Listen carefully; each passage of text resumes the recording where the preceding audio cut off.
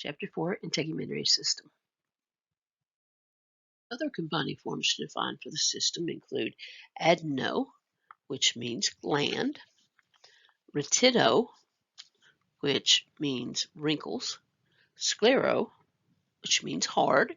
And if we're looking at the eye or in ophthalmology areas, sclero may be referring to the sclera as the outer white portion of the eye.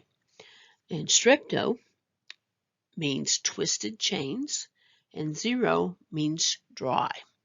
And you might see zero used in the term as referring to, for instance, dry skin. Prefixes we see include hyper, which we've had before, I believe, and that is above and excessive, and hypo, which is deficient, under, incomplete, or below. Intra, which means within. Per means through, and sub means below or under. And we will find these also as prefixes in our normal general language as well as in medical terminology. Of the suffixes and prefixes you see used in one chapter may be used in multiple chapters, so they're really kind of used throughout the whole medical terminology course, really, because they're used throughout the language. Some examples of suffixes include ectomy, which means the excision or the surgical removal of typically a body part or a body structure. Itis means inflammation.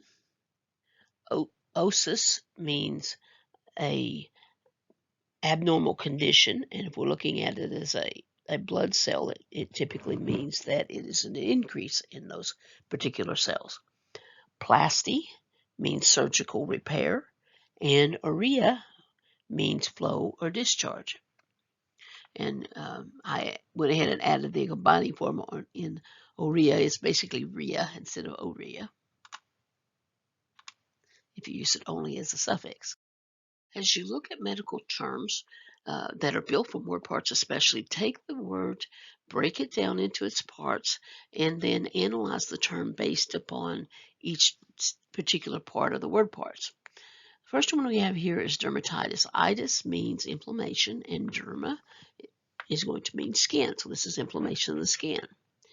Keratosis. Osis tells us it's an abnormal condition, and kerato tells us it is of the horny layer of tissue of the skin. Onychomycosis. Osis again is abnormal condition. Onco means nail, and myco means fungus. So this is a condition where it is abnormal nail fungus. Paronychia is a disease state around the nail. In this case, we're putting together para and onchi together, and because para ends with an A and onchi begins with an O, pronunciation would be very different. So in this case, we drop the A, and then you will see that in several terms that you put together. You don't necessarily put two vowels together, in other words. The next one is xanthochroma. And this oma tells us it's a tumor. Xantho tells us it's yellow. So it's a yellow tumor of the skin.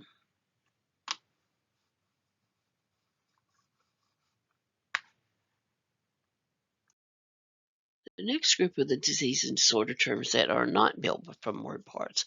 And of course, these may be a little more difficult for you to get, because we can't take word parts and definitely break them down and analyze and determine exactly what that word means. So you may have to memorize them, or whatever source of study that you use in order to learn things in that manner. The first term we have is cellulitis, and that is an inflammation of the skin and the subcutaneous tissue, usually from an infection. And then the next term is fissure, which is a crack or slit in the skin. It's basically a typically sore-like area. Keloid is an overgrowth of scar tissue. And these are basically scars that, instead of looking very thin and fine, will look enlarged and raised to a significant degree, and they're not extremely uncommon. Squamous cell carcinoma is a malignant uh, growth on the skin that comes from the epithelial tissue, and it can be in other places too, but most commonly it's in the skin. It can metastasize or spread. So basically, it is a squamous cell carcinoma, is a cancer that has specific characteristics. Urticaria is basically itchy skin. Um, Typically, there may be redness and wheals, which is raised areas of the skin. So it's more of a discomfort type problem, really, but we see that very commonly too in skin issues. Infections can be caused by a bacterial, fungal, parasitic, or virus invasion of the skin. Some of them are not really uncommon. There's several pictures in your textbook that shows you examples of each of those and what they appear like. And in some cases, that's part of how we determine which one they are.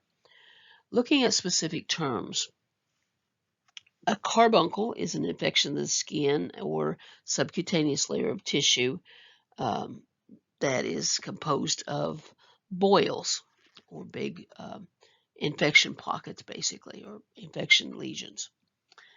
Cellulitis, we've already looked at, but it is the inflammation of the skin and subcutaneous tissue. And in this case, it would be caused by bacteria as a cause. Furnicle is a painful nodule that is caused by a streptococcal infection. And it's another name for it. Loosely, you might hear it referred to as a boil. Impetigo is a superficial skin infection. And we see it in appearance as pustules or little, basically pus-filled little lesions, and it's usually either from a streptococcal or staphylococcal infection. MRSA, and that stands for methicillin-resistant Staphylococcus aureus, and that is the microorganism that causes it, is Staphylococcus aureus, and as a result, it becomes resistant to methicillin and other types of antibiotics that relate to those. So you couldn't use those for treatment then. It is something that is seen, unfortunately, fairly often in hospitals and long-term care facilities. Paronychia we've looked at before, and that is a condition of problem around the nail, and the reasoning it is on this particular slide is those sometimes can be caused by a bacterial infection. So in this case, it is a paronychia that's caused by bacteria. In fungal infections of the skin, we see a couple of examples. One is candidiasis, and this is a fungal infection of the skin. We see it a lot of times at mucous membranes or covered areas of the body sometimes. If it's in the mouth, it's usually referred to as thrush. If it's in other parts of the body, typically it is caused by a microbacteria called Candida albicans. And we also have in this section tinea. Tinea it's also fungal, of course, but it also causes several different types of variations of that. If it is kind of a general overall, it might be a ringworm. If it is located with typically the feet, then it would be athlete's feet. So those two very common versions there.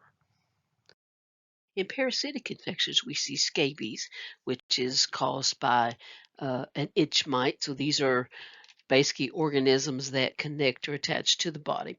And in this case, it causes little papules, little lesions. They kind of run a track. And then we also have pediculosis.